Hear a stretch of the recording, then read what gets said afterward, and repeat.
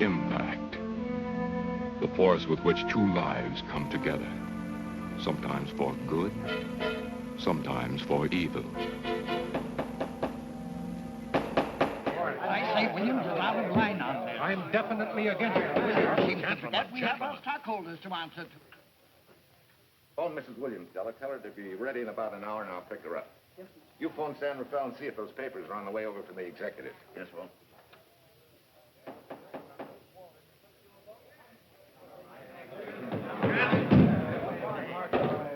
Well, Mr. Darcy, what's the score? 9-0? I'm afraid it is, Walt. If you think you can persuade them to change their minds, go right ahead. Gentlemen, I never interfere in stock issues, dividends, or anything else in your department. I must run my department with no interference. Either I know why and when I need more factory space, or you need another boy. And that's all right with me, too. Because I can take these plants and pick my own spot in the motor production field. You won't have to worry so much about dividends. There won't be many. Hold on. I'm sure none of us want to lose Walt. Or our dividends. Why do you say we take another vote? All in favor of buying the 3 new factories signify by saying aye. Aye. Aye. Aye. Aye. Aye. Aye. And unanimous vote. Congratulations, Walt. Congratulate the board. They're the winners. Williams, if these batteries are so valuable that other companies would jump at the chance to get them, how do you know that you can buy them at the price you quoted us? How do I know? I bought them this morning. Good morning. Della, I was asked to rush this up for Mr. Williams. Get my wife, Della? Your maid said she'd gone to the dentist. I gave her the message. Oh, fine. Oh, this just came. Thank you. What about those papers? They're here. Burke's checking them now. Good.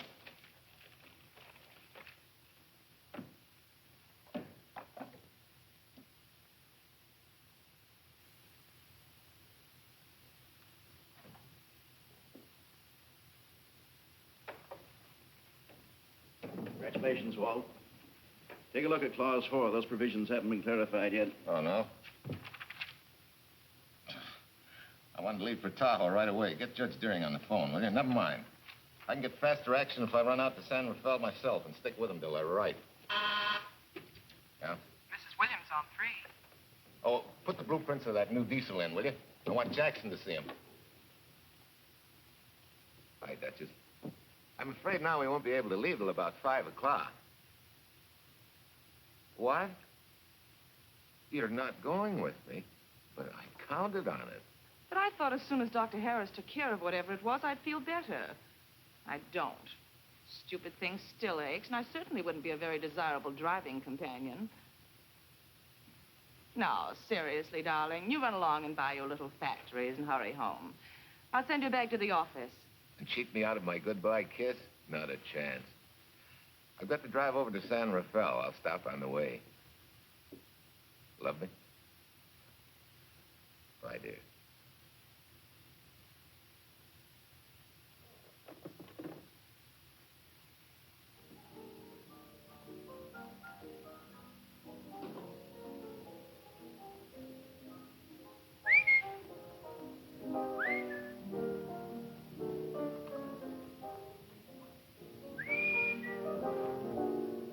How do you expect me to whistle through a toothache?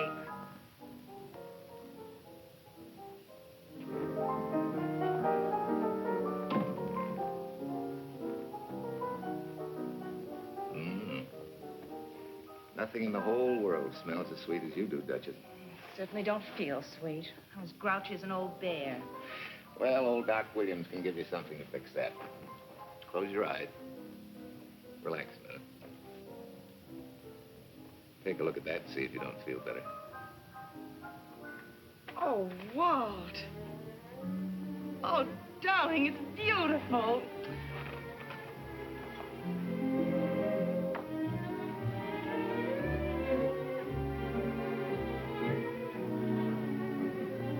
Not bad.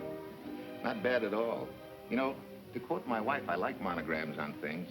It shows they belong to me, unquote. When did your wife say such a thing, Mr. Williams? About 6 years ago, when I married her. She gave me the first monogrammed shirts I ever owned. Those were the words on the card. I still have it. I certainly hope your board of directors never discovers what a softy you are. They won't, don't worry. I have only one vulnerable spot. What really happened this morning? All I got out of Della was that you stalked out of the office with blood in your eye and were back in no time with canary feathers in your mouth. Oh, I clipped those birds' wings, but short. No one's gonna vote me down, sweet. Not when I know I'm right. Mm-hmm. But how did you convince the board of that so quickly? With subtle hints and easy persuasion. Like this. Either I get what I want, or you get yourself another boy. And that's all right with me, too. Oh, Tom! What a clumsy ox. I'm sorry, Duchess. Oh, please, sweet, don't be so upset. Oh, if you could have seen your face. Oh, don't bother, dear. Sue Lynn will take care of that. Not exactly a good prescription for nerves, huh? You know, you're wrong, Dr. Williams. The way I feel now, a good catnap will probably make a new woman out of me. And if it's not going to make you too late, Yes? well, I'm sure that by 5 o'clock I'll... Swell. I'll run over to San Rafael and get things ironed out and be back for you by 5. On the nose. Darling, wait. That's perfectly silly. I'll take a taxi cab and meet you in Sausalito. There's a drugstore on a corner opposite the square. I'll be there at 5 o'clock and we can go straight on up to Tahoe. That'll save you all that late afternoon traffic and all that time it'll take to come and pick me up. Smart woman, my wife. Thinks of everything. Where's your bag, honey? Oh, Sue Lynn still has some things to press for me. Sure you don't mind taking a taxi? Very sure. Sweet dreams, Duchess. See you at 5. I better get going. Bye, honey.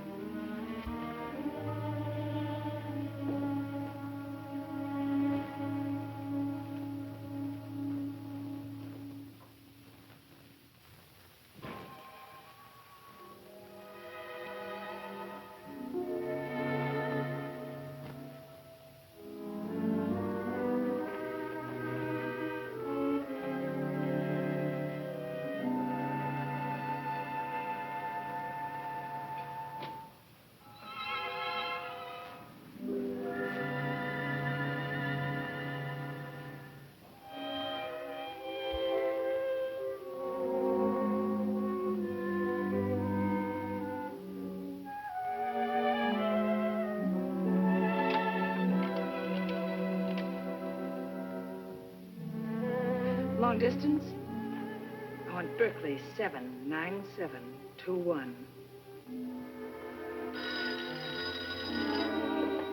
Hello. Ah.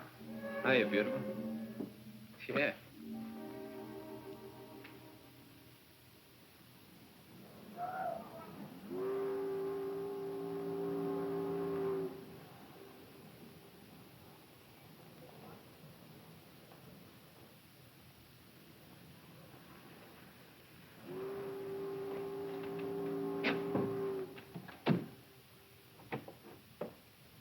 Here.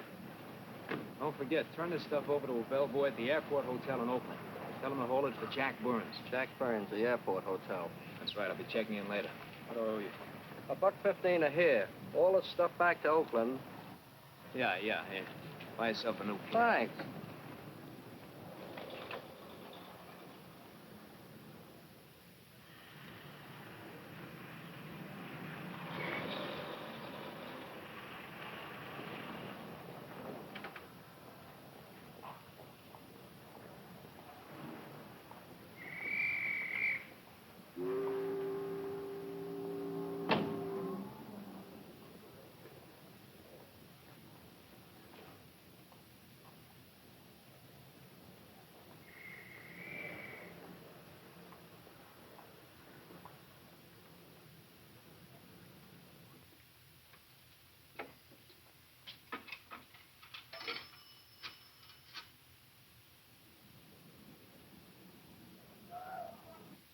Hey, where's that new woman who was going to meet me? It's after 5 o'clock. Oh. Gee, I was so sure you were going to be okay. Maybe you better get yourself another dentist, huh? Of course I understand, honey. Of course. Just to prove it to you, I'm coming right on home. No, you really mustn't, darling. I'm going to be perfectly all right, really. And besides... Besides what? Well, I've done something you're not going to like. You remember Aunt Margaret back in Illinois? You mean the old gal in Evanston? I'm way ahead of you. How much? Well, it isn't money this time. It's another relative. Her favorite nephew, Jim Torrance.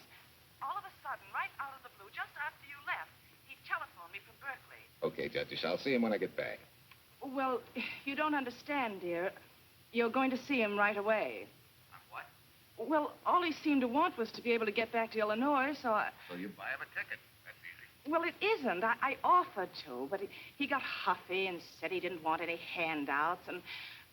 Well, without thinking, I told him we'd pick him up and give him a lift as far as Denver. I won't say I'm getting exactly an even trade for you, but where do I find this guy?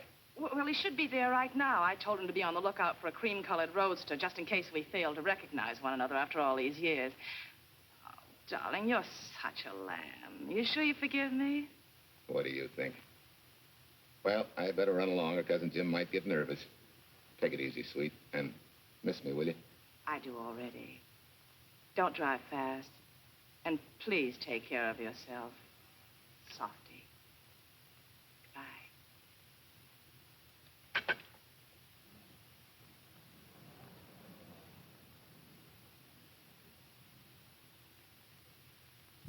Hello, Della? Yeah, Mrs. Williams wasn't able to go with me. Now, while I'm gone, you see that she gets her roses every morning.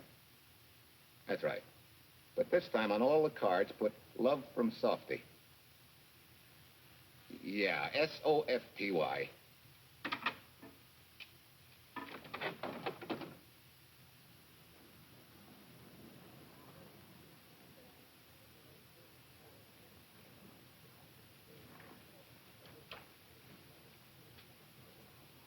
Hello. You must be Jim Torrance.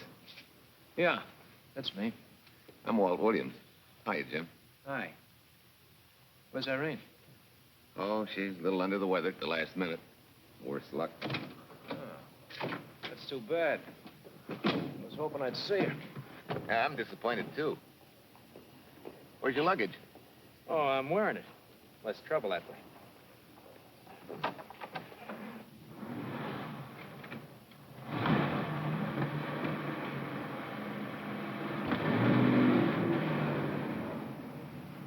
Irene tells me you're heading for Illinois.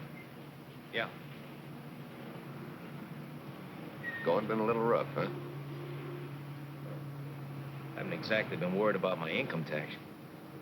What's your line, Jim? Oh, guess I'm a better salesman than anything else.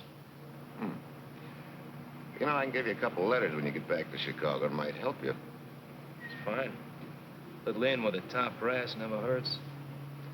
What outfit were you with? Patton's Third Army. How was it? Rough. Except for the time in Italy. I kind of liked it there. Patton's outfit never got to Italy. Of course. But most civilians never know or care, and I figured you didn't either. Well, I fooled you that time.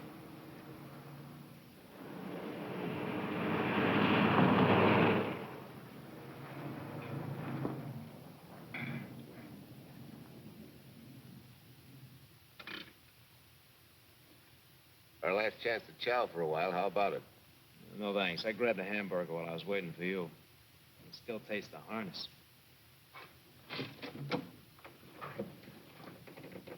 Sure you won't change your mind? No, I'm gonna grab a little shut-eye.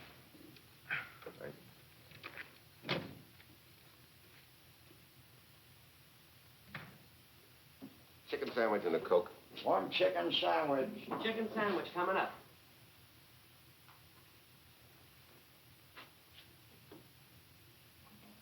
Give me change for $1, will you? Yes, sir.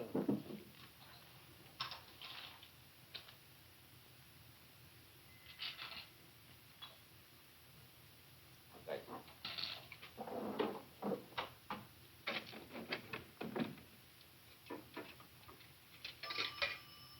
San Francisco. Klondike 2, 6714.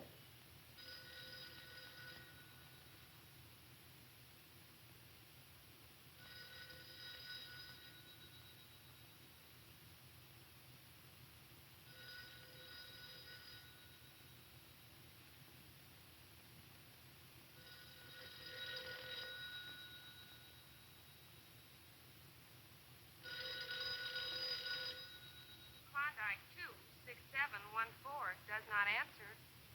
Oh. Well, try Sutter 1, 2599, please. Bayview Apartment.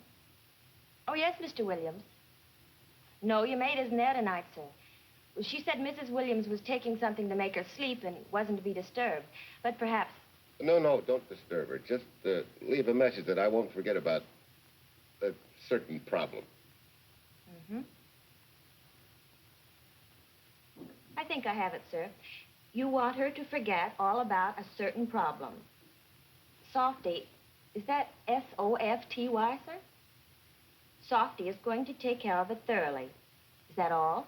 Yes, that's all. She'll understand. Be sure she gets it the first thing in the morning. Right.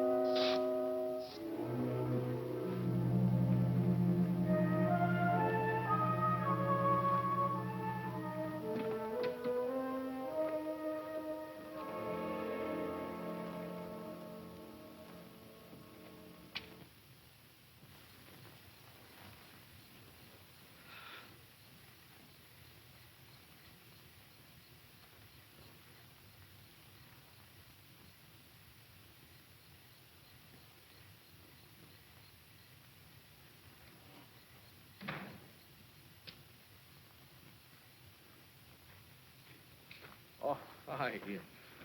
It's been so long since I've been behind the wheel of anything but a Caterpillar or a Jeep, I had to find out what a real buggy feels like. Why don't you drive for a while? Oh, swell. Nothing would suit me better.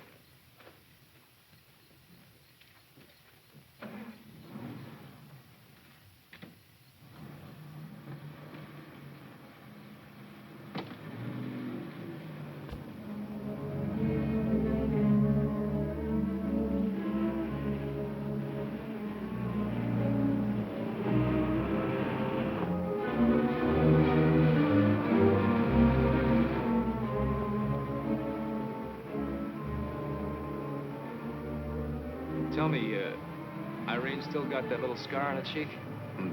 The one she got from the fall? Yeah. You can hardly see it now, though. How'd you know about that? She just got it last summer. Thought you said you hadn't seen her for years. Oh, from Aunt Margaret, of course. How else? She always sends me the news in the letters.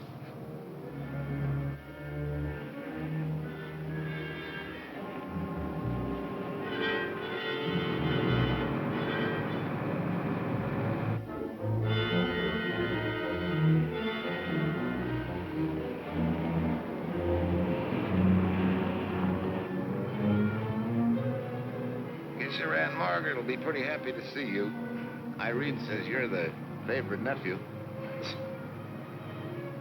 Afraid my lovely cousin was just giving me a build-up for your benefit. You don't know Irene. Maybe not.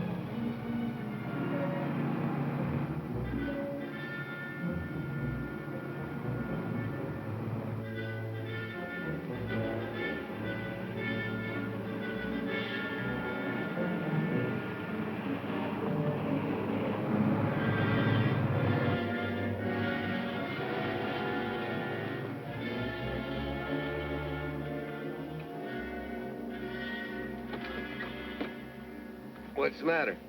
I think we got a flat.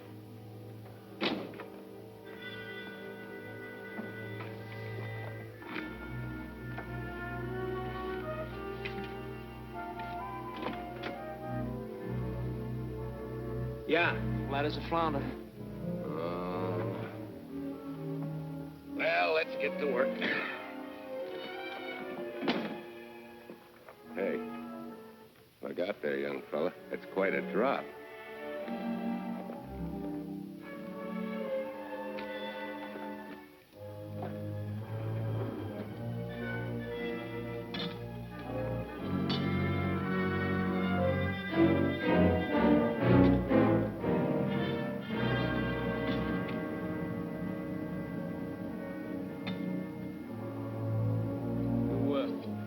flashlight?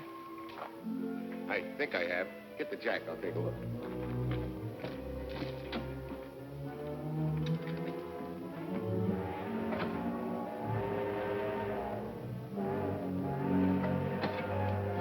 Did you find it?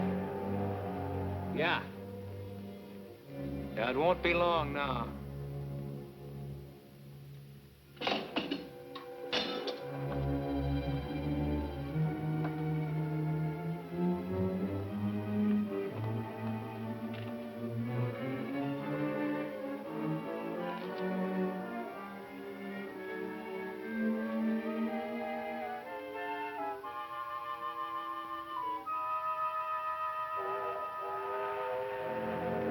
Come on, let's get going. Wait a minute. Did one of your cufflinks fall out? Huh? Well, something dropped. I heard it fall right down there at your feet. Hmm. Well, he must have rolled under the car.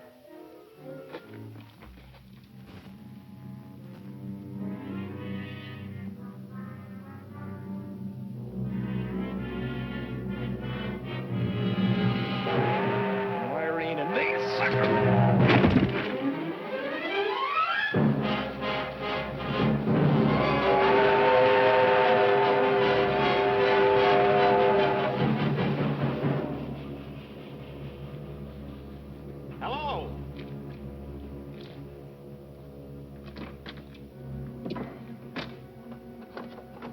Need a hand? No. I'm all set now. Okay. Good night.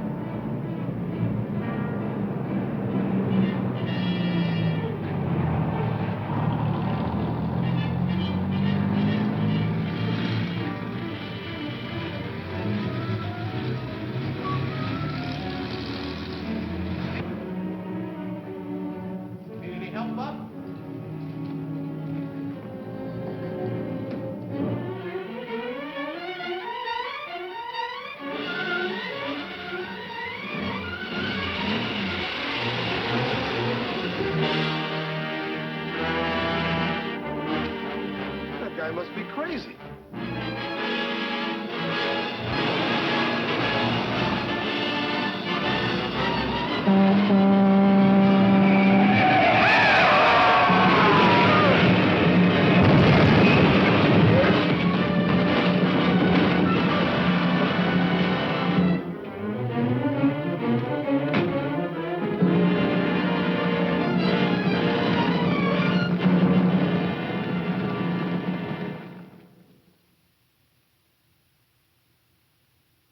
Now, in case my husband should be late and have to rush for his plane, this will be taken care of. Thank you. Tell Mrs. Burns at 3:02.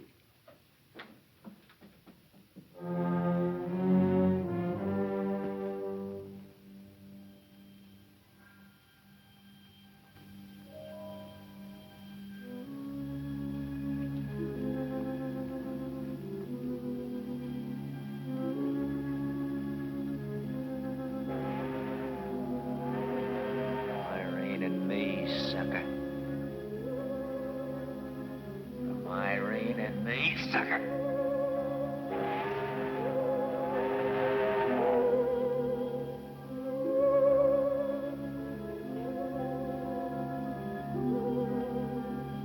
Take care of yourself. Softy. Softy.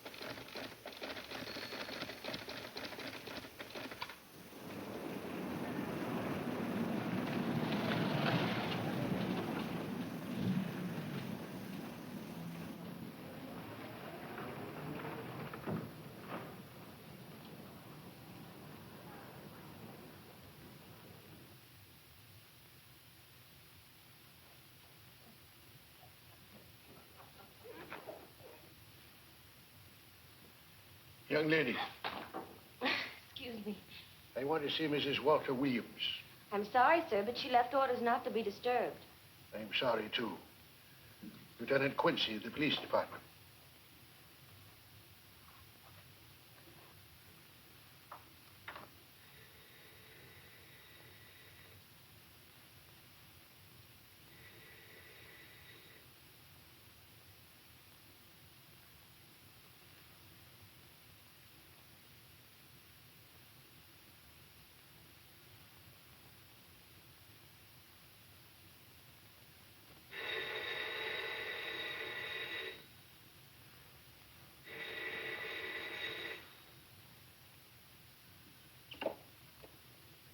Hello?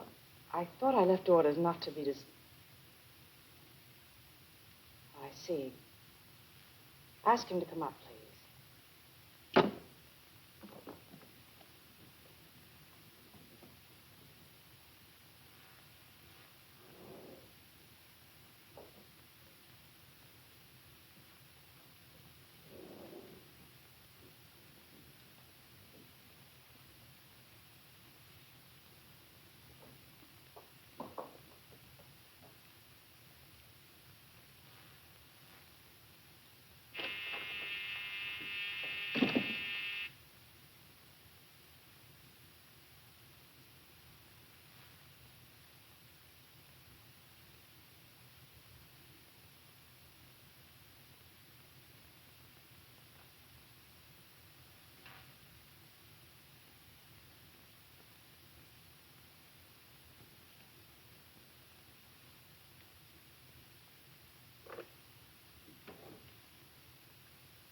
Yes?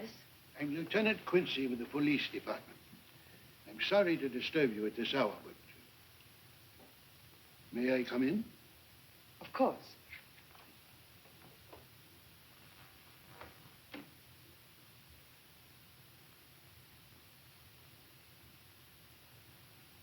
Well, Lieutenant? Did your husband go on a motor trip late this afternoon? Why, yes, he went to Denver on business. Why? Was he driving a Packard roadster? Yes. Is anything wrong? I'm afraid there is. Won't you sit down? Has something happened to my husband? Yes, Mrs. Williams. He's dead, isn't he? Yes. Oh, Walt, I knew something like this would happen. I begged him time and again not to pick up hitchhikers. But it wasn't a hitchhiker, Mrs. Williams. It was just an accident. He ran into a truck, a gasoline truck. You mean there was fire? He must have been driving pretty fast. I don't think he felt anything after the crash.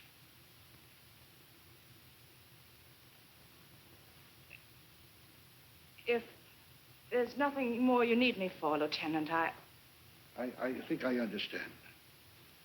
And may I say you've taken this with a great deal of courage. Good night, Mrs. Williams.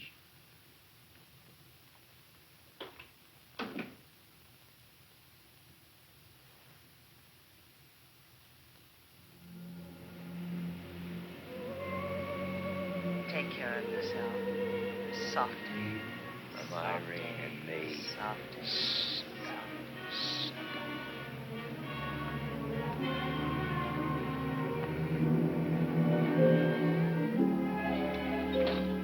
Ready? Yeah. That Williams must have been quite a guy. Yeah, he went to work for Universal Motors as a sheet metal worker. Mm-hmm. Less than 10 years, he's their top production man. Well, he sure went out in a blaze of glory. Yeah. Let's go.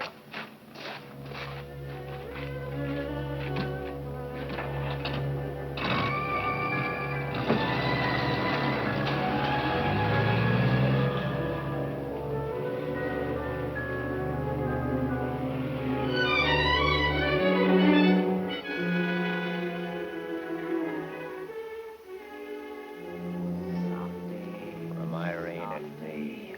Sucker. Sucker. Sucker.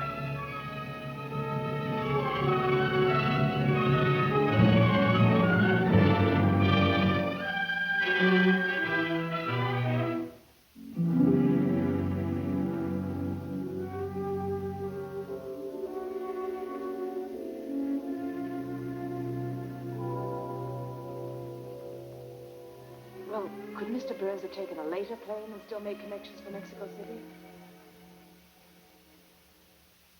I see. Yes? It is some telegrams for Tai Tai. Just put them under the door, Sulin.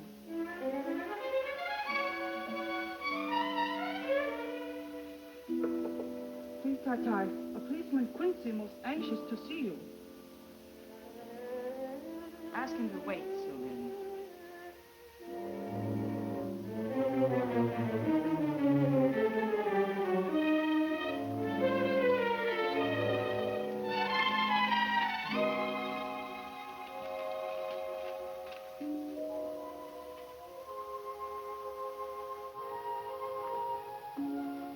Mrs. Williams will see you presently. Will wait, please.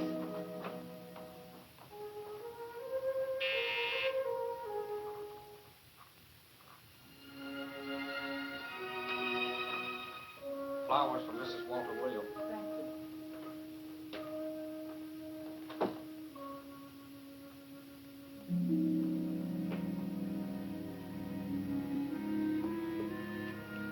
Roses like Mr. Williams always sending when he's away.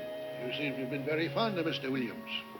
Sulin is honored to have served him 5 years, and he... I'm sorry to keep you waiting, Lieutenant. I wouldn't be disturbing you again if it wasn't necessary. And I would be keeping you but a moment. You're being very considerate. Won't you sit down?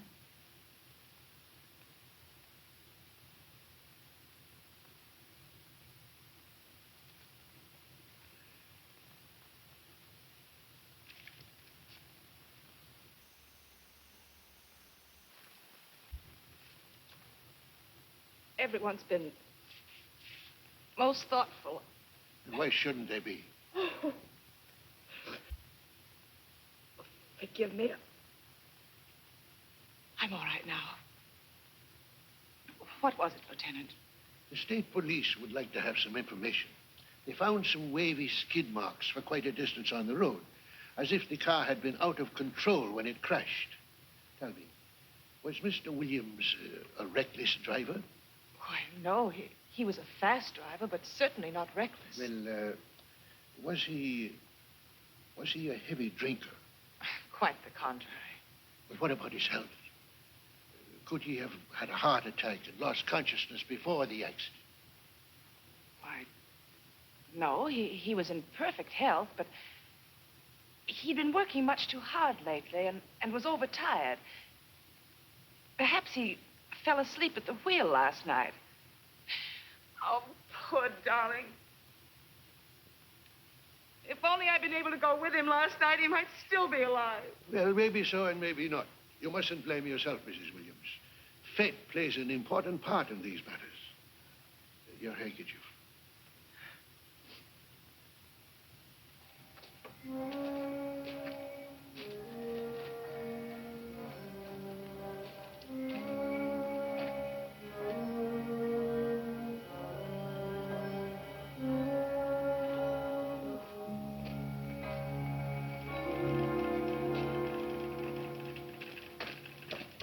When's the next train to San Francisco? 10 a.m. tomorrow. You sure there isn't one sooner? No, I'm sorry.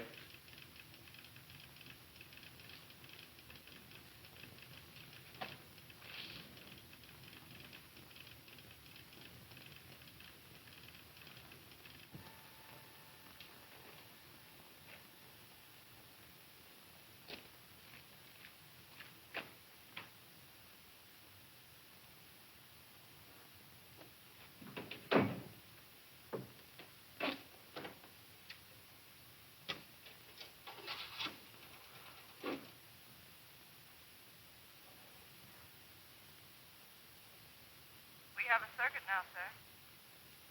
Evanston. Calling Mrs. Margaret Hubbard's residence in Evanston. One moment, please.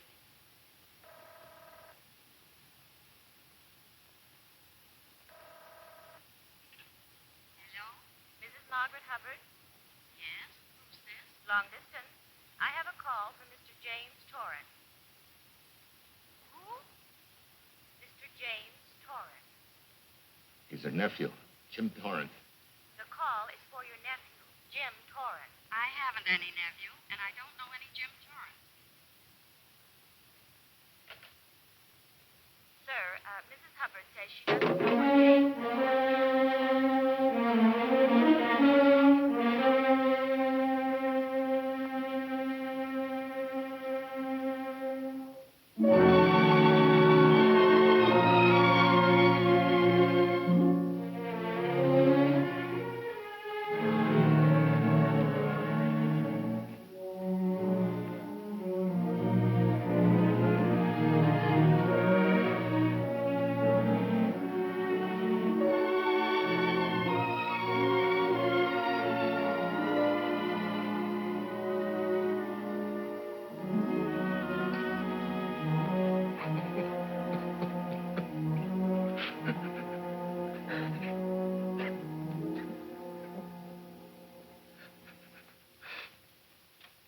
What's the matter, son? Looks like you need a doctor.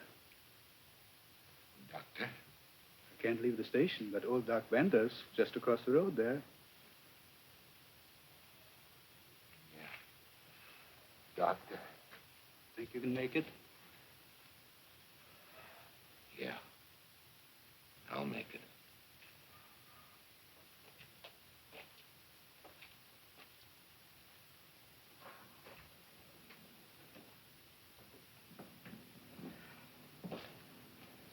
Now, take it easy, man. There's some concussion there. You've got to watch your step for a while.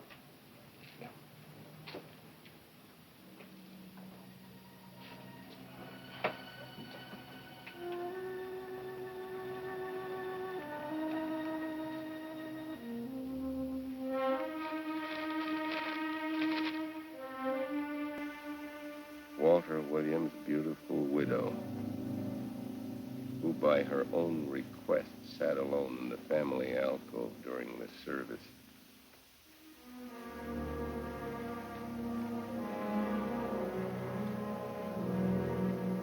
Smart. Someone might have caught her licking her chops.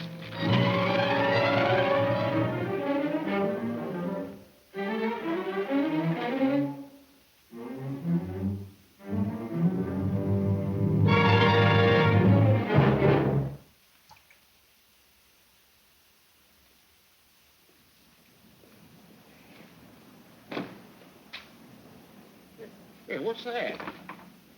Walter Williams. Walter, what? Hey, ain't that the guy that... For the love of Mike, what's that briefcase doing here? He's dead. They did him a dirty trick if he ain't. Hey, now, wait a minute. Don't touch it. We better turn it over to the police.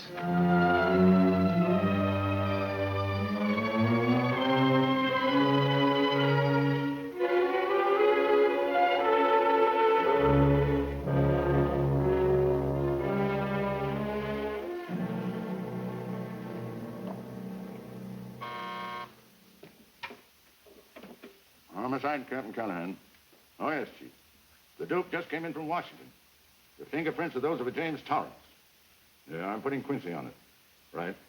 Which sort of opens up a new can of peas on the Williams accident. There's the FBI reporting the guy. Playing with the lady's affection seems to come natural with him. All you got to do, Quincy, is find him. Yes, that's all I got to do. Last known whereabouts of Jim Torrance was in a moving van somewhere between Sacramento and Points East. Hey, wait a minute. Last known address, care of his sister, Mrs. Joseph Rossetti. Irving Apartments, Berkeley. Well, what are you waiting for, Quincy? Let's go. Did Torrance leave any forwarding address? No, he said he was going to send it to me. Sorry to trouble you. Oh, Lieutenant, if you should happen to hear from him, will you let me know? There's an unpaid telephone bill and a bundle of laundry. Laundry. Let's have a look.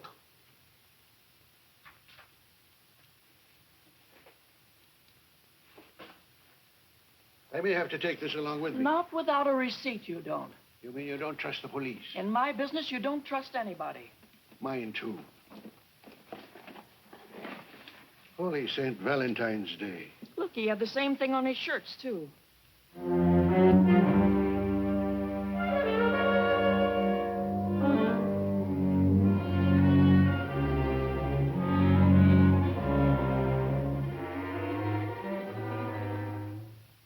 Well, romance in your late tenant's life.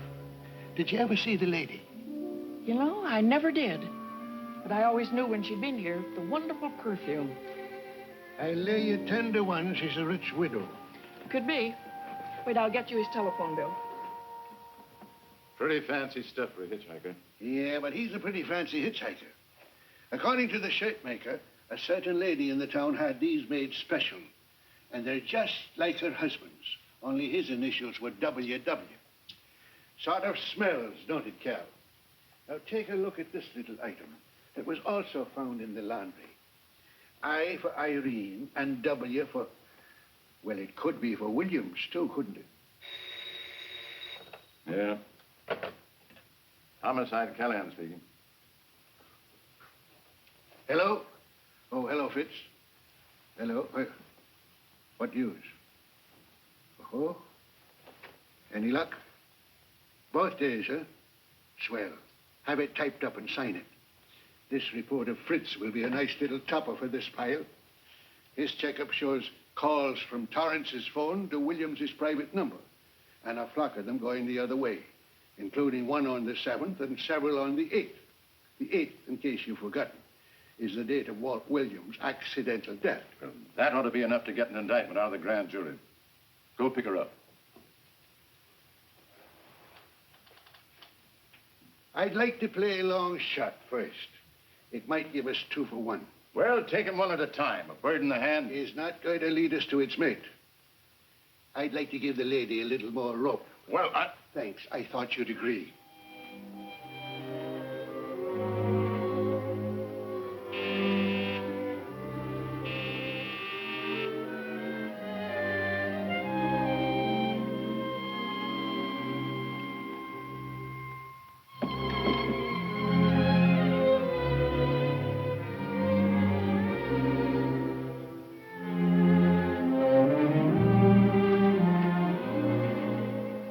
Lieutenant, you just caught me. I'm glad.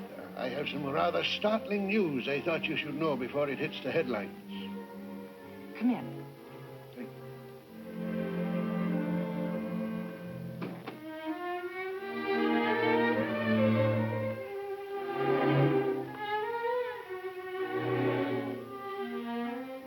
Sit down, won't you, Lieutenant? Thank you. I'm very anxious to hear about this news. It seems that your first hunch, remember, that a hitchhiker was responsible for your husband's death? Well, Mrs. Williams, you may have been right. I don't understand. Your husband's briefcase turned up in Kansas City yesterday in a moving van that had stopped at the scene of the accident that night. Apparently, the murderer made his getaway in it. That explains the wavy skid marks that made us suspect your husband was ill or unconscious at the time of the crash. Yes, I suppose it does. And by now, the man is probably out of the country and never will be found. Don't you worry, Mrs. Williams. There were fingerprints on that briefcase. And as soon as we get the FBI report from Washington, his identity will be known and his description sent out on police broadcast. Oh, we'll find him all right. But just now we're keeping things quiet so the murderer will feel safe until we are ready to close in on him. Yes, I can see the wisdom of that. Yes, I thought you would understand and cooperate. As soon as we know his name, it is possible that you might recognize it as someone with a motive. There's that possibility. You know I'll do everything I can to help. I'm sure of it. Now I'll run along. You'll hear from me. I'll let myself out. Don't bother. And don't worry. Good day.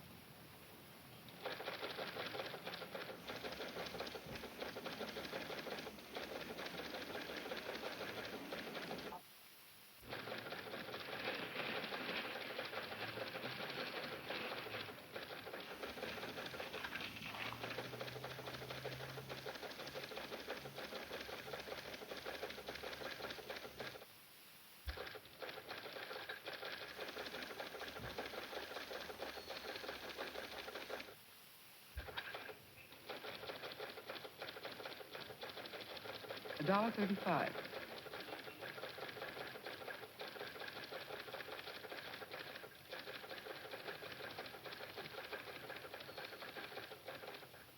See, everything after the letter J in the first name has been obliterated by heavy writing over it. The only impress letters legible are those between words or before them, like RNS at the end of this name here, and the Hotel Santa here before the word Evanston. Well, Tom, don't you think it's about time you retired? Why, there isn't even evidence there of Mrs. Williams' intent to communicate with Torrance. And who do you think she beat a path to the telegraph office to wire to?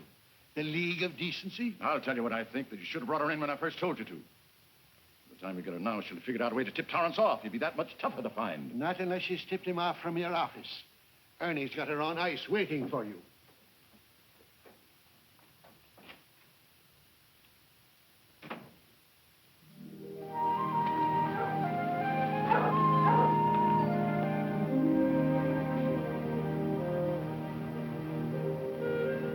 Pretty good, huh?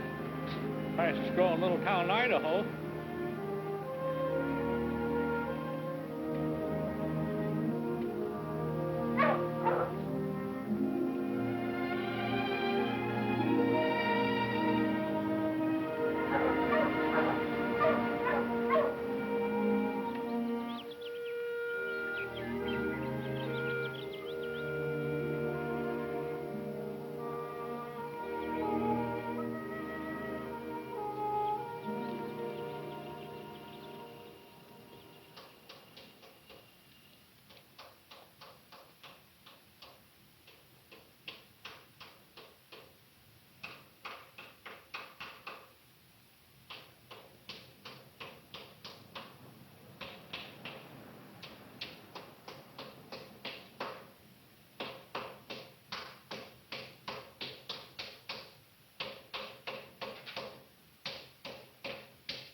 have a heart, son. You trying to wreck that engine?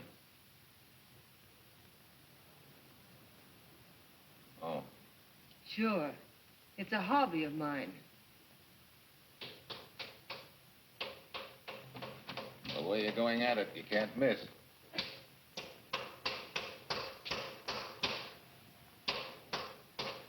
Here.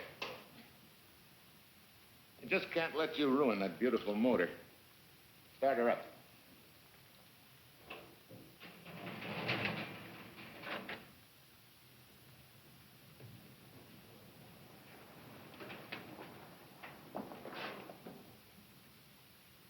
Okay, start her up.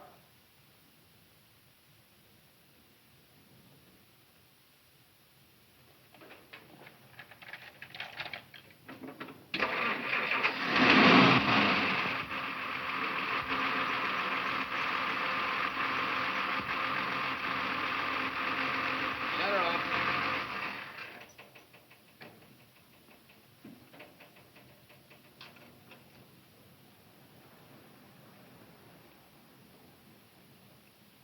You're certainly not a mechanic by trade. Hands like that. Maybe it's a hobby of mine.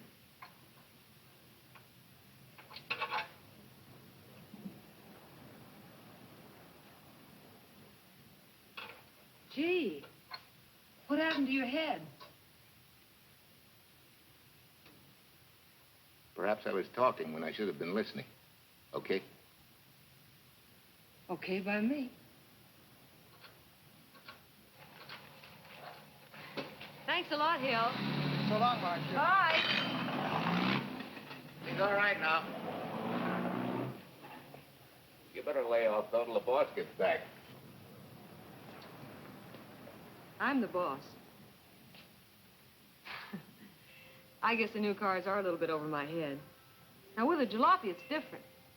Aren't there any mechanics around here you can hire? No, they all went over to the new factory in Mansville. I guess they got better wages. Tough break. Yeah. How much do I owe you? Oh, forget it. Well, I'll be shoving along. Well, at least have a cook in the house. You might as well.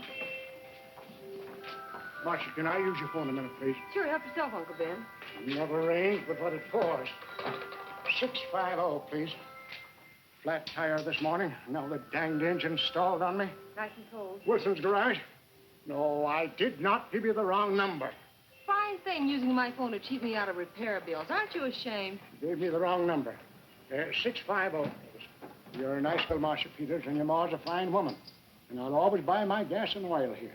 But you ain't never gonna tinker with my car again. Busy? Busy. Always busy. Yeah. Wait a minute. We're not so busy. Would you like to do another good deed and give Uncle Ben a hand? Why not? Where is your car, mister? Maybe I can help you. Why, are you a good mechanic? Very good. And very reasonable. Well, just what you need, girl. Better hire him. It's an idea, Uncle Ben. Come on.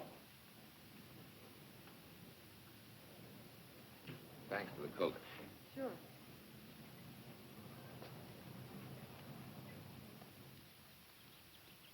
Well, I got Uncle Ben fixed up all right. Nothing but a sticky carburetor valve. Bye. I hope he paid you. What for? It only took a minute. You're certainly not money conscious, stranger. There. This is no kind of work for a girl.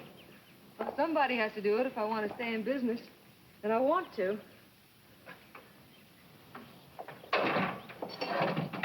Must be some business that you're better suited for.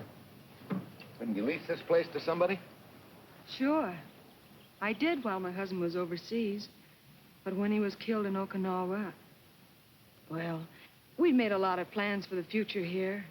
And I had a hunch he'd like it if I took over and tried to make a go of it. Takes more than a hunch to do that. I got along famously. Business had been fine until lately when the help got short. Could be again. I had a good mechanic. Yeah. You sure need one, all right. Well, for Pete's sake, say yes or no. Do you want the job or don't you? You mean you'd hire me without knowing anything about me? You can repair automobiles. What else do I need to know? Except your name. Well? Why not?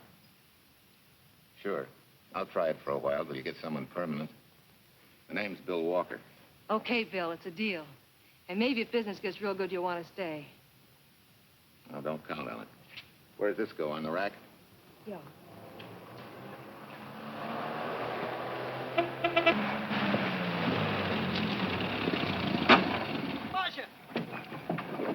Archie! It happened! It's a boy, 8.5 pounds. Pair of shoulders like a prize fighter. Well, congratulations, Papa. How's Jane? Ah, perfect. Everything's perfect. Gotta get down to the store and tell the gang. Almost forgot. Oh, gee, thanks, Ed. I'm sorry, I won't have enough for the gang. Yippee!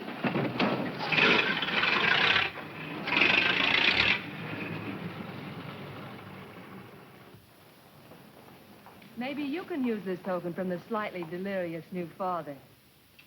Thanks. Say, we haven't settled the matter of wages yet. Maybe I can't pay your regular salary. Suppose we leave that open till you find out how much I'm worth to the business. Doesn't seem to be any business right now. Might be a good time for me to get rid of this beard and find a place to board. We live right next door. I'll go ask Mom. She'll know of a place. Sort of a peaceful house. I noticed it this morning. Oh, gosh, I forgot. She's down helping Mrs. Wellesley with her canning. Mom finds homes for everything from stray cats. The stray mechanics. Well, you're not a stray anymore. I'll go phone. Girl, 674, please. Hello, Miss Westford. May I speak to Mother? Hi, Mom. I've got some good news for you. I hired a man for the station. Yeah. No.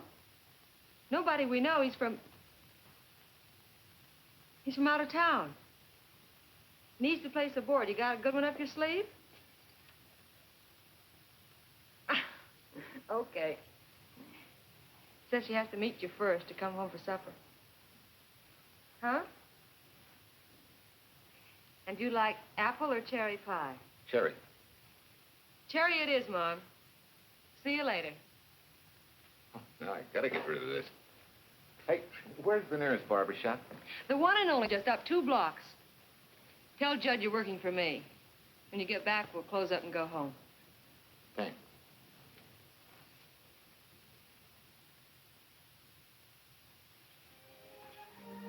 Oh, that's real nice.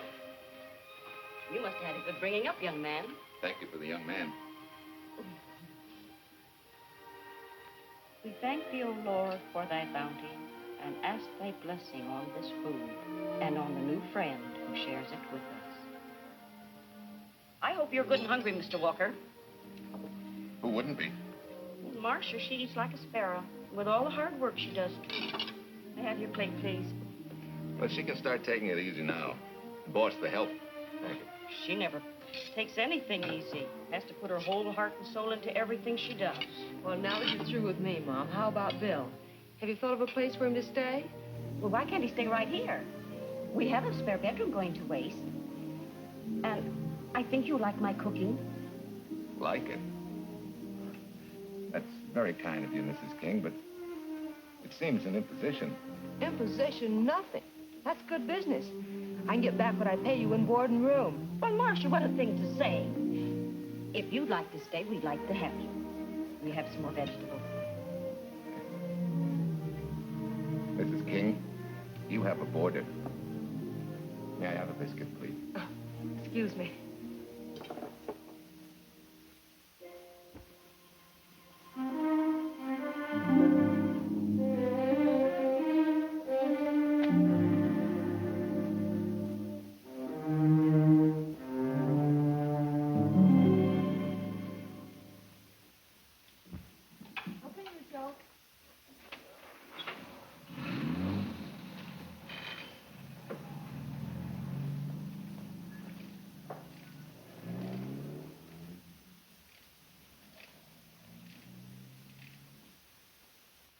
It's wonderful the way tools seem to come alive in your hands. You seem to sort of come alive, too. As though you got real pleasure out of working with it. I do. When you're doing a job with them, you can't think of anything else. Bill, if something's bothering you, why don't you get rid of it? What would you prescribe, Doctor? Amputation. For that stupid chip on your shoulder.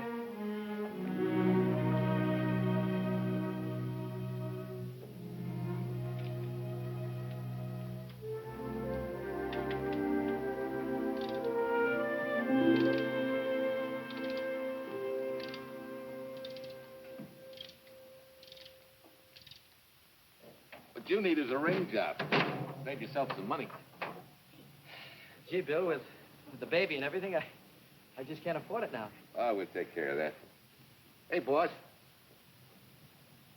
How's Ed's credit? Good enough for a ring job? Well, sure, if I can hold Junior as collateral. Oh, not a chance, fella. Never mind her. I'll do it on my own time. Oh, thanks, Bill. Maybe we'll see you tonight, huh?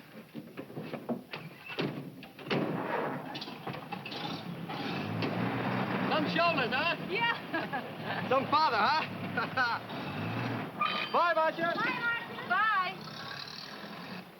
Nice kids. Hey, was Ed clowning about their being hard up? No. Things have been pretty tough for him ever since he got out of the service. Fix a car for him, Bill, and only charge him for the labor, okay? Then he gets it for free. I'd already figured on knocking that off. Say, we could make it an anniversary present. Anniversary of what? Junior's arrival, and mine, 3 months ago today. Time certainly flies. That was a lucky day when you came to MP service. Your work's been bringing in a lot of business. I'm glad of that.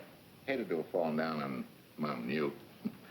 Say, look, boss, why don't we three celebrate tonight and go to the movies? Ed said he and Jane were going. Well, that lets Mom out. She'll be babysitting. I'd love to go, Bill. I haven't been in ages. Here's your opportunity. Go to work.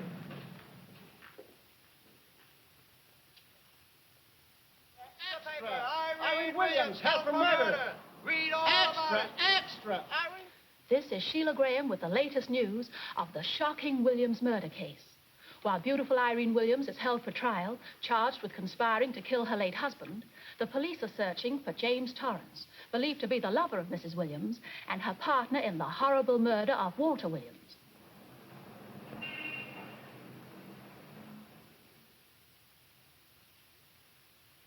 If I'm handling your case, my dear Mrs. Williams, I want 1/3 of everything you get. You're out of your mind. You don't realize what I'll get as Walt's widow. Perhaps you don't realize the spot you're in. Torrance's fingerprints were found not only on your husband's briefcase, but, in a manner of speaking, your reputation as well. There's a detective named Quincy, a very smart cookie. He isn't exactly for you. Frankly, Mr. Warner, I'm beginning to wonder if my attorney is for me. Underestimating the enemy's ammunition would scarcely be wise. Now, if we can get to trial before Torrance is found, he'll never get a conviction. But... What? If he shows up, we may have to fry him. Oh, no. Let's not cross that bridge until we have to. But if it comes to a choice, we're not going to burn, are we?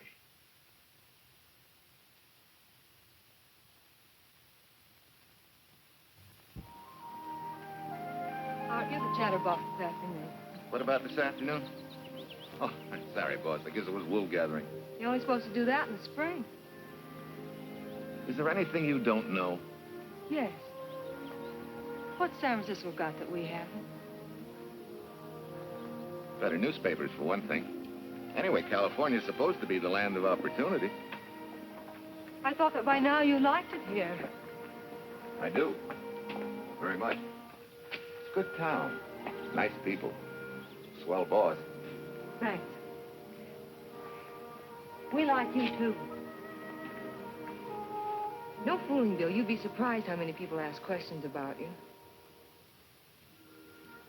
What kind of questions? Oh, where you came from, do you have any family, and do you like it here, and are you going to stay? Al Knox asked me at the movie last night if you wanted to join the volunteer fire department. Just interested, friendly things. I suppose it is natural for people to wonder about a stranger who moves into their community, like I did. You know, I've been thinking, maybe it wasn't such a good idea, you and I going to the movies last night. It's all right being seen in the station and here with Mom, but... You get used to that in a town this size. They're always trying to marry people off. You just ignore it, and after a while, they forget about it. I'll go get cleaned up for supper.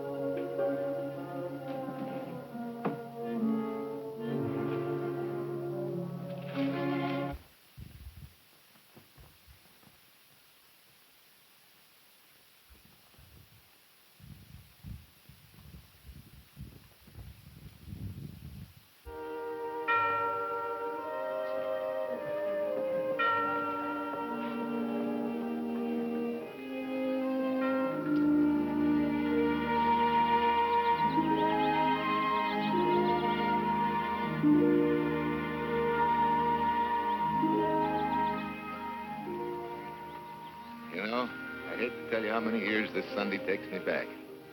Did you always fall asleep during the sermon? I wasn't asleep, Mrs. Peters. I merely closed my eyes to concentrate. Oh, well, that's what you call it. I had to nudge you to stop you from nodding. Quiet. You're disturbing my reminiscent mood. Even smells the same. Could be the same bees buzzing in the same clover. As they say, you can take the boy out of the country, but... A rolling stone gathers no moss. It has to stop rolling sometime, doesn't it, Bill? Sometime, maybe.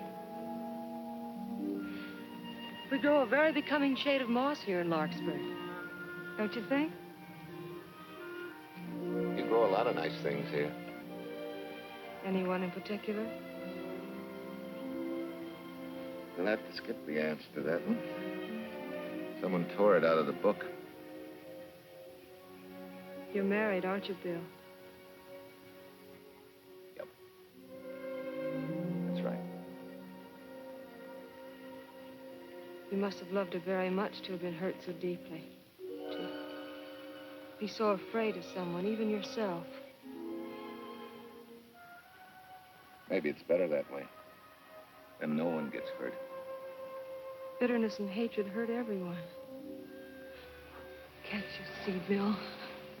They're like a wall that shuts out all the sunshine from a garden and lets everything wither. Make room in your heart for something else, can't you? I guess this is my day for sermons. Sorry. As Mom would say, you never get rich minding the other fellow's business. Hey, that's a flyer. I'll be seeing you.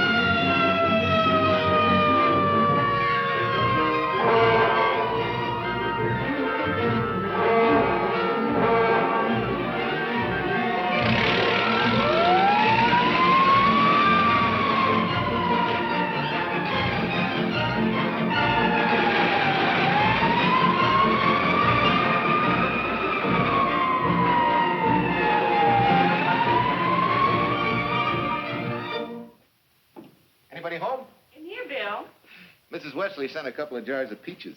Said you helped her can them. Oh, thank you. When I delivered the doc's car, he insisted that I have a bite with him. Where's the boss? Took a book back to the library for me. Huh? What a day. Hey, what's the idea? Are you darning my socks? Well, I thought a drawer full of holy ones isn't doing you much good. I found it when I put fresh papers in your bureau yesterday. You have a heap of things that need mending, haven't you, son? Does Marcia know? Do you think I'd tell her? This is your problem, Bill. Because I found out about it doesn't give me the right to tell anyone else, not even Marcia. When you trust folks, you trust them. And you give them a chance to work out things the way that seems right to them. How can one little woman be so big? Don't forget, it's a lot easier to be tolerant and understanding at 50 than it is at 25. Yeah, Mom.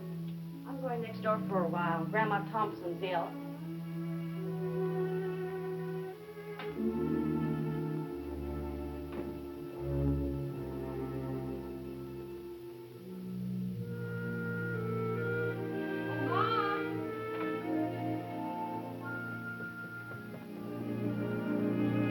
Bill, are you home? Bill, are you in there? Yeah? Mom went next door, Marcia. Hi. You work awfully late? Oh, about 6. Anything wrong? Come in. I want to tell you something. I'm checking out. Has something happened? No. Just... I'm doing what I should have done a long time ago. Moving along. But why, Bill? My name isn't even Bill. There isn't any Bill Walker. I'm Walter Williams. The late Walter Williams. Walter Williams? I don't understand. You may not even after I've told you, but at least you'll know the whole story. Sit down, please.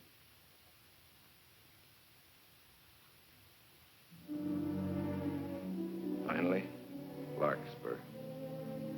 And you. From there on, you know. I'm glad you're going back to make things right. Going back? Wild horses couldn't drag me back. What are you going to do about your wife? Nothing. You're going to let her go to trial for murder? Oh, no, Bill. Why not? She tried to kill me, she and her cousin. But they didn't. Who says they didn't? Let them try and prove it. No matter what your wife did, she can't be tried for something that didn't happen. Oh, Bill, can't you see? You bet I can see. She deserves everything she's getting. Sorry part of it is they'll never convict her. No, Bill. The sorry part is you're not big enough to take a hard jolt to your pride and to your ego. Sure. It hurts to be tricked and cheated by someone you loved and believed in. But that doesn't give you the right to take justice into your own hands, to trample on the hearts of others and walk out on life. A barren, frustrated boyhood. A marriage to a woman who accepted my love, yet despised me so thoroughly she resorted to murder. I'll never think of our moments together without nausea. I feel stripped bare, degraded. Because you've closed your mind and heart to everything else. Even me.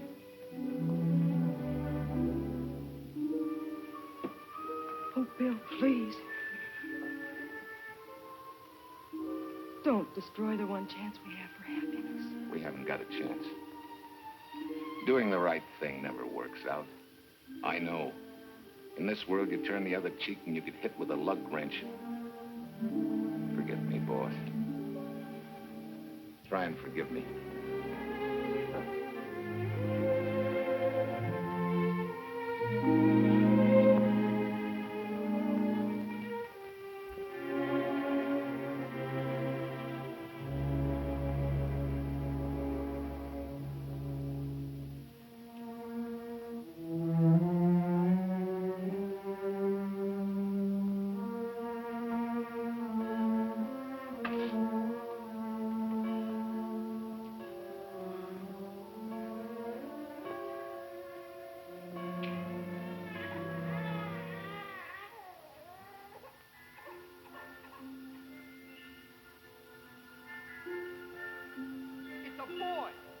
his shoulders like a prize fighter. You know, I hate to tell you how many years this Sunday takes me back. You have a heap of things that need mending, haven't you, son?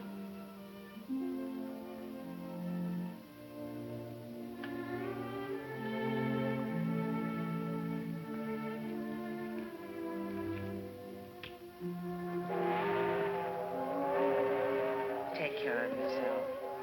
Softly. Irene and me. Softly. You're not big enough to take a hard jolt to your pride and to your ego. Sure. It hurts to be tricked and cheated by someone you loved and believed in. But that doesn't give you the right to take justice into your own hands. Trample on the hearts of others and walk out on life. Oh, Bill, please. Don't destroy the one chance we have for happiness.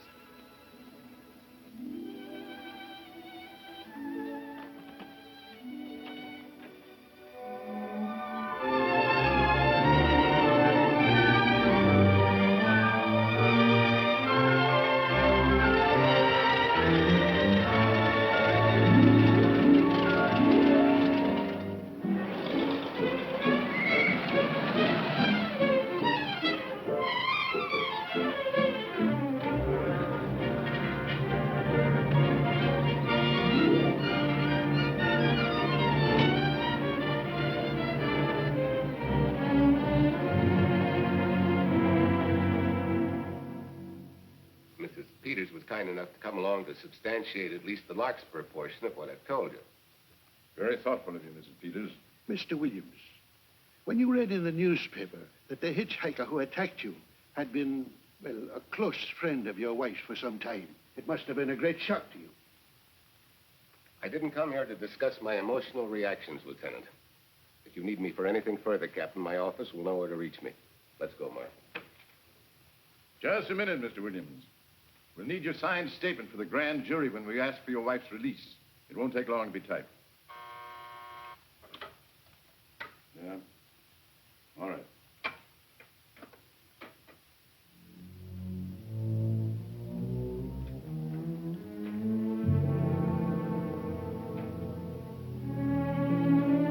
Come in.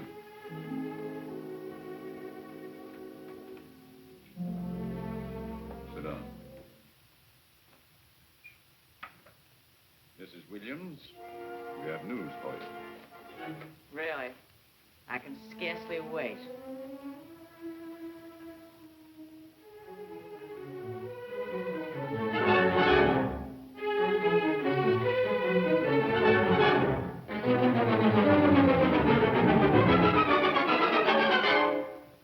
It seems it was Torrance who was in the car when it crashed. Jim?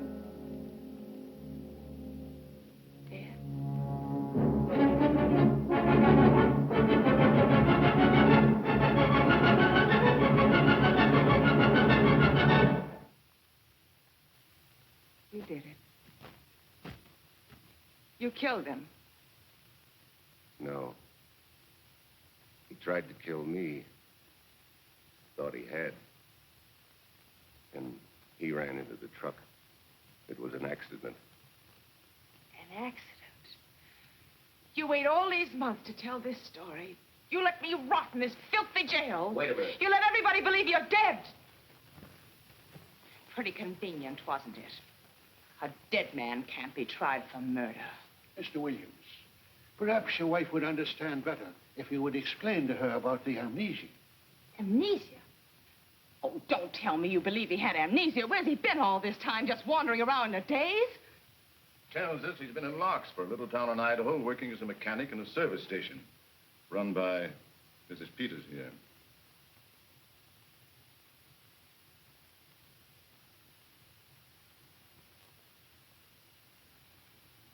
I understand perfectly.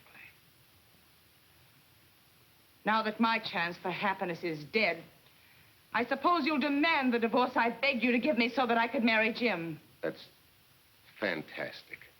Yes, isn't it? After you telling us that the man you picked up was a perfect stranger. Well, that's not true. The time and place for meeting Jim had all been arranged. I must advise you There's a law that a wife can't testify against her husband. There's a law against murder, too, but that didn't stop him, and nothing's going to stop me until I'm through.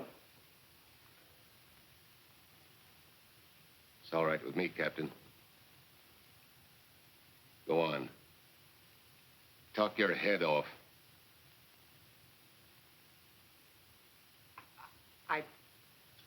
I was to have gone with him to Denver. He insisted on it, although I was quite ill. Several hours before we were to leave, he came home. There was a violent scene. He threatened to kill me unless I agreed to give up Jim. And I wish he had. This is incredible. Not one word that she has said is true. Then you have nothing to worry about. Mrs. Williams, was there a witness to the threats you mentioned? No. Unless the maid overheard. She was in the apartment. In fact, she picked up the pieces of the vase that he threw at me. Where is she now? I don't know. She left me suddenly after all this began. Please, could the questions wait? I feel rather ill. Will you have Mrs. Williams ready for the grand jury at 10 o'clock tomorrow morning? That's all.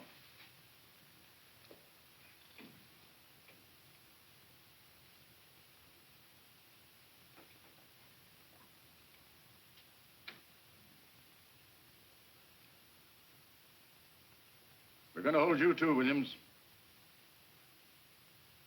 On what charge? Suspicion of murder. But he's not guilty of any of these things. Then it should be easy for him to prove it. Take it down and book him.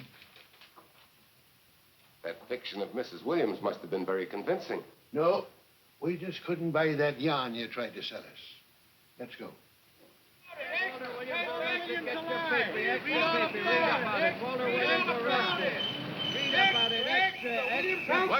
What's free? White free and murder charge. Extra, get your paper. Walter Williams charged with murdering White Bubba. Extra, get your paper. Irene Williams goes free. Husband held. Extra, get your paper. White free and murder charge. Walter Williams charged with murdering White Bubba. And Daly's going to cover Williams' office. Okay, boys, hop to it. I want all I can get by 10 a.m. tomorrow for the grand jury. Okay, Chief. Oh, Tom, don't miss a bit. Dig up everything you can on Williams and the Peters dame. You sort of believed Irene Williams' story, didn't you, Ben? She made better sense than he did. Well, sure, she's a better liar than he is. Don't forget, I went all through her grieving widowhood with her. She's a bad customer.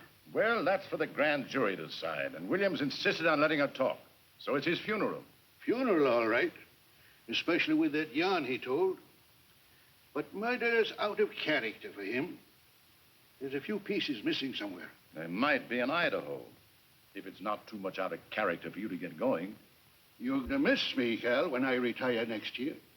Maybe I'll join Private Eye and solve your cases for you.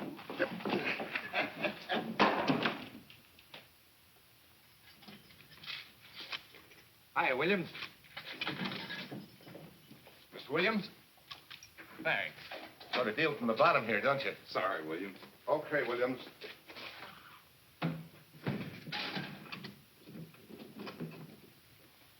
Well, not very good news, judging from your faces.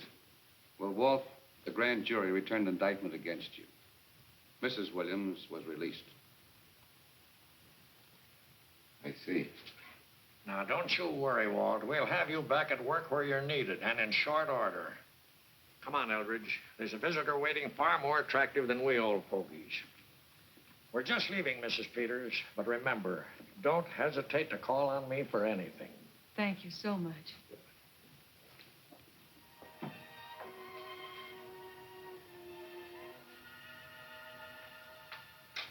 Hi, boss. Bill, what have I done to you? If it weren't for me, you wouldn't be here.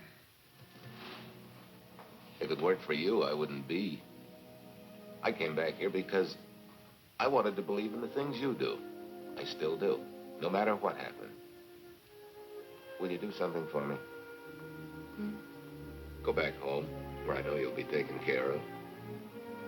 Not a chance. You'll have to think up a better reason than that to get rid of me. I'm a big girl now. I've just been to Larkspur, Williams, where I found these newspaper clippings. Of course, some of them are 3 months old, but you seem to treasure them, so I brought them along. So? I don't think they exactly substantiate your claim of amnesia.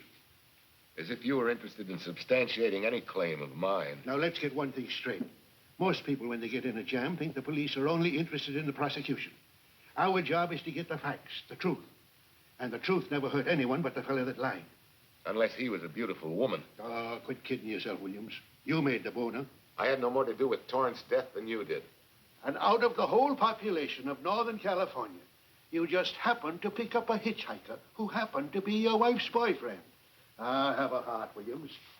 I suppose you'll tell the truth when you take the stand, but you better have some mighty conclusive proof if you expect the jury to believe it. Wait, Lieutenant. Bill, we all know you're not guilty, but we're going to need help to prove it and need it badly. Lieutenant Quincy can't take sides, but if we're right, he has to be on ours. And I have a hunch he wants to be. Why don't you tell him the whole story? All of it. Please. I'd like to. Quincy, very much. Guess I should have told the whole truth in the first place.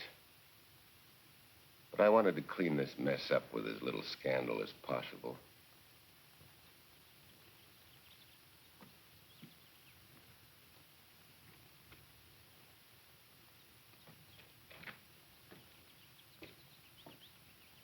Well?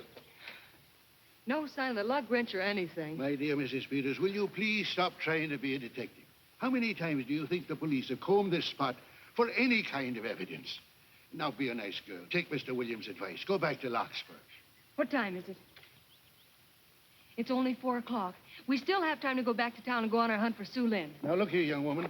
You've had me on the run since early morning. But, Lieutenant, the maid seems to be our only hope now. We've got to keep looking till we find her, that's all. That's all? Wait. She was naturalized, wasn't she?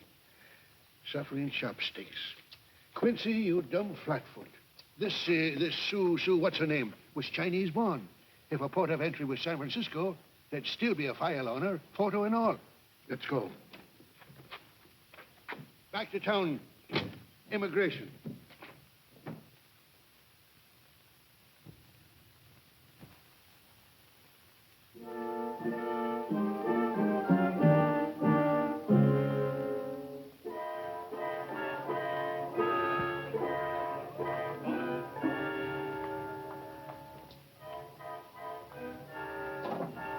I hope the council has given us the right lead.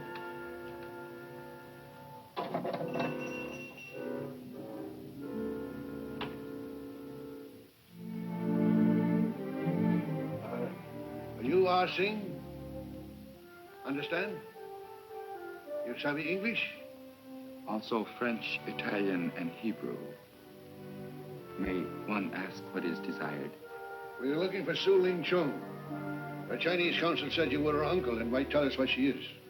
This daughter of my brother, has she offended the honorable police? Oh, no. They just wanted to ask her some questions about Mr. Williams, the man she used to work for. Ah Sing's heart is heavy that he cannot lead you to her. But things that are not known cannot be told. Well, if you hear anything of her, report it to headquarters.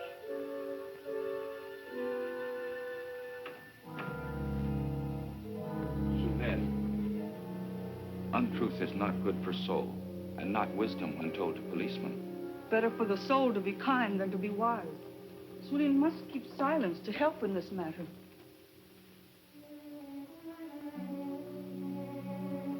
You know, you're quite a gal. In case I haven't told you lately. You're just too easily pleased, that's all. There must be a way out. Why can't we find it? Oh, buck up, boy. Tomorrow's another day. Yesterday you go to trial. Bill, I'm afraid. And the state intends to prove, beyond any reasonable doubt, that the defendant, Walter Williams, did, with malice aforethought, kill the deceased James Torrance, whom he knew to be his wife's lover. And that with his victim dead beside him, he drove his car into the course of an oncoming truck. jumping clear himself some seconds prior to the crash. And subsequently, he made his getaway in the back of a loaded furniture van. And for 3 months, as Bill Walker, he laughed at justice. But had imprisoned his unfaithful wife for conspiracy in his own murder. But then he decided that being dead cramped his style. He thought he could eat his cake and have it too. So he returned, most anxious to explain his long absence and to right the dreadful mistake that had imprisoned his wife for 3 months. Ladies and gentlemen, it was a cold-blooded, premeditated murder. It must be punished to the fullest extent of the law. Call the first witness, please. Captain Callahan, did Walter Williams tell you what suddenly cured his amnesia after 3 months? No, he did not. But he did tell you the man that struck the blow which caused the amnesia was a total stranger, a hitchhiker he had picked up. Yes? And that he knew nothing of this man's identity or relationship with his wife until he suddenly recovered from his amnesia and heard or read the details. That's what he said. That's all. Thank you, Captain. Your witness, Counselor. No questions. No. I saw no signs of amnesia, but definite concussion. He was a bit evasive in answering questions, but not vague or unsure. In your opinion, Doctor, could this head injury have been caused by a fall? Yes. If the head had struck on some object, such as a stone or a metal pipe. That's all. Thank you. Your witness. Dr. Bender, are you familiar with a tool known as a lug wrench for changing automobile wheels? I'm afraid I am, sir. I've had a regular epidemic of flat tires lately. Well, then, in your opinion, could this head injury which you treated have been caused by a blow from a lug wrench? Yes. It could have been caused by that, too. Thank you, Doctor. The ones with the earliest dates, you will notice, are heavily creased, as though they'd been carried in a wallet or a coat pocket. Thank you. Lieutenant Quincy, will you kindly tell the court where you found these newspaper clippings? In the bedroom occupied by Mr. Williams in Mrs. Peters' home in Larkspur, Idaho. Is this your handwriting, Miss Revere? Yes, sir. And that's the message, at least our record carbon of it. Would you read it to the court, please? June 9th, 8:32 p.m. Message from Mrs. Walter Williams, Penthouse D. Mr. Williams called, said he wants you to forget all about a certain problem. That Softy is going to take care of it thoroughly. Was there any other conversation? Well, I just asked if that was all, and he said yes, she'll understand, and sort of laughed as if it were a joke and hung up. Some joke killing the wife's boyfriend. That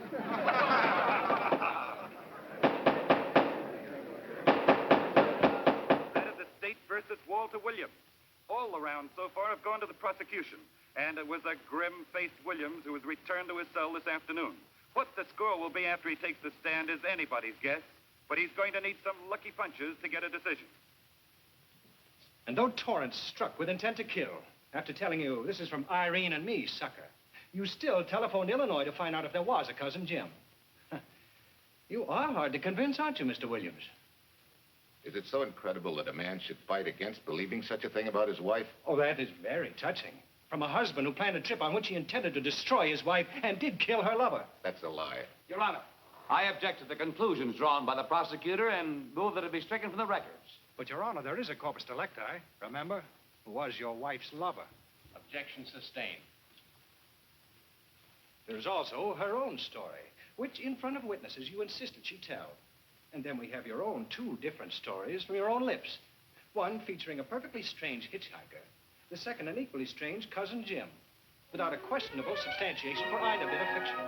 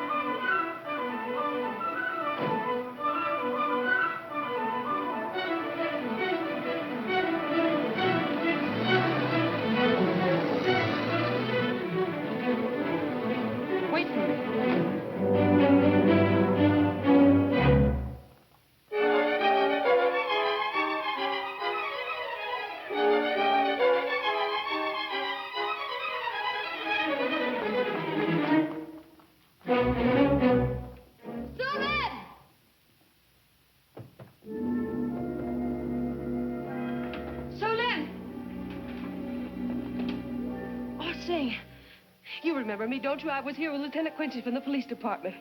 I just followed Sue Lynn up the stairs. I saw her come in here. You must be mistaken. I'm not mistaken. She's here. I must see her. Ah, Sing, don't you understand? It's to save a man from prison, even from death. I will send her to you.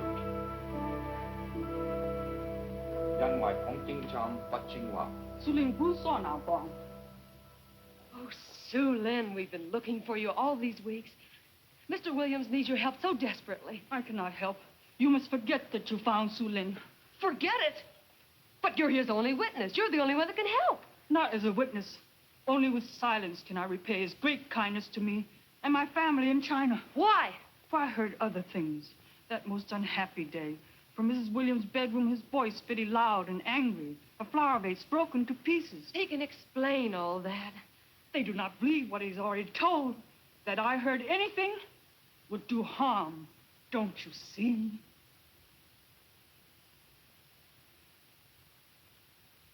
Yes. Much sorrow comes from women who know not honor and truth. And Mrs. Williams, she's not true, even to that Torrance man. What makes you say that? That night when he was killed, her sickness was but wall of falsehood, behind which she could go secretly to a meeting place. You mean she went out that night? Sue Lynn, are you sure? Yes, because next morning in her bedroom, I found street shoes that had been worn. Her coat on the closet floor, with its sleeves turned inside out, as though removed hurriedly. And in one pocket, a door key to some hotel. Sue Lynn, that's it. Proof that she and Torrance had planned to meet that night after he killed Mr. Williams. What hotel was it? Oh, I don't remember. The key. What did you do with it? Returned to coat pocket. Come on. We'll get to Lieutenant Quincy. He'll know what to do. And pray, Sue Lynn, every step of the way.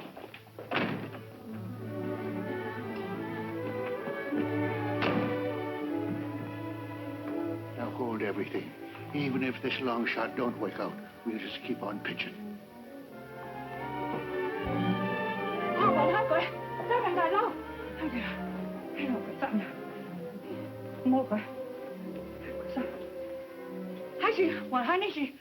Here it is, yes.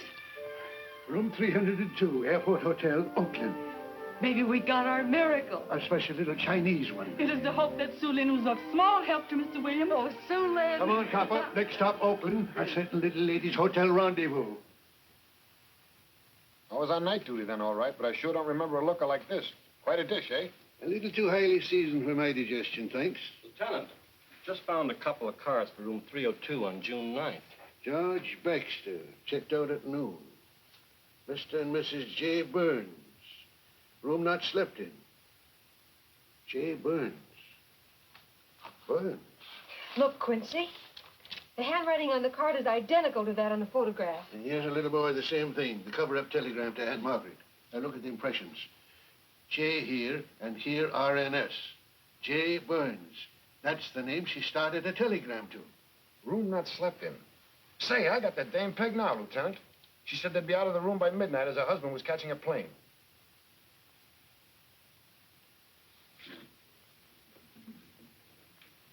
But Quincy... Reservation for Sam Andrews. Yes, sir. This ties it all up, doesn't it? Yeah, like a greased pig. What do you mean? We've got the evidence now, the proof. Of what? Sue Lynn's theory that Irene was playing the field?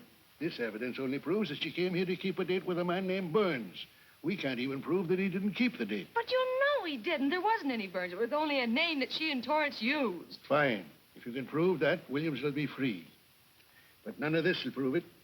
Sorry, copper, but we are just up another blind alley. Willie? Yes, sir. There's a couple of sample cases from Mr. Sam Andrews. Came up from the station this morning. Take them to Parlor B right away. Sure thing, sir.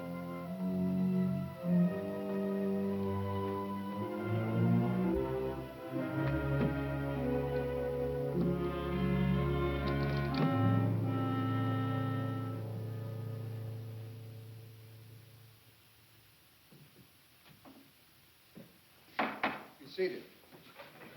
Case of the state versus Walter Williams. Proceed, Mr. Aldridge. Your Honor, we will call Mrs. Irene Williams. Take the stand, Mrs. Williams.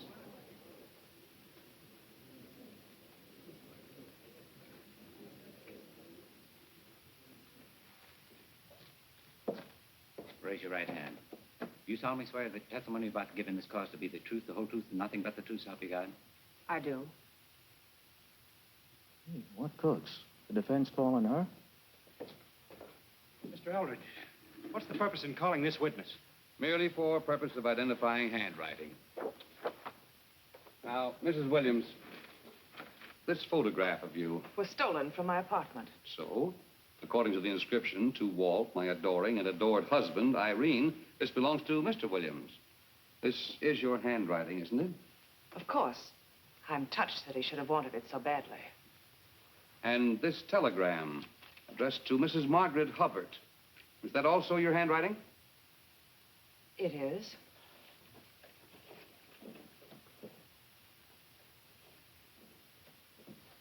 Now, Mrs.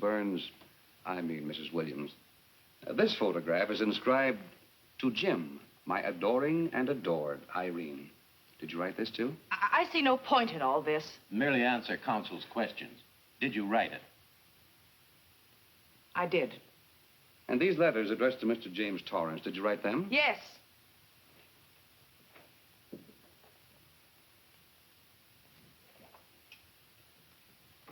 And this monogrammed garment, a gift from you to Mr. Torrance? Why must I be tortured again by all this? I never made any secret of my love for Jim Torrance. That's why he's dead. Your love for Jim Torrance. Yet on the very night he was killed, you had a rendezvous with a man named Burns, didn't you? I don't know what you're talking about. I don't know any man named Burns. I was at home that night, very ill. Oh, yes, the sleeping pills. Well, you must walk in your sleep then, for you spent at least part of that night at the Airport Hotel in Oakland, where you registered for Mr. and Mrs. J. Burns. Don't waste the court's time trying to deny it. This is the registration card that you signed at 9:20 p.m. And there's the room clerk who assigned you to room 302. And this, Mrs. Williams, is the key to room 302, which you very carelessly left in the pocket of a coat which was found in your closet yesterday. All right, I was there. Now you're satisfied. Not quite. This J. Burns, Mrs. Williams, was his first name Jack? Yes. Have you been in contact with him lately? No. How long since you've seen or heard from this Jack Burns? Well, I don't know. I don't remember. You bet she doesn't remember, because there isn't any Jack Burns, and there never was. That was an alias for Jim Torrance. And it was Torrance who was to have met you that night, after your charming little plot to kill your husband had been duly executed. It's not true. It's not true. I have bad news for you, Mrs. Williams. I can prove it's true. These pajamas, these letters, this picture, all of which you identified for the court, were found in this suitcase, which is full of the clothes and personal belongings of Mr. James Torrance. And the suitcase was found in the baggage room of the Airport Hotel, where it's been held since June 9th. And it says on this tag, in large print, hold for Jack Burns. That is all, Mrs. Williams. Just a moment, Mrs. Williams. Your Honor, in view of the evidence presented, we now ask for a dismissal of the state's case against Walter Williams. And we intend to charge Irene Williams with conspiracy to commit murder against her husband, Walter Williams. Oh, no.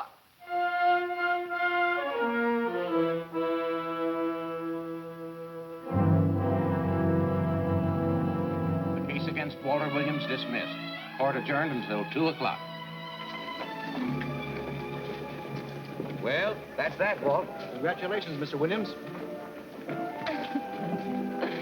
I haven't the words for it, Quincy, but we could never have made it without you. Ah, sure you could.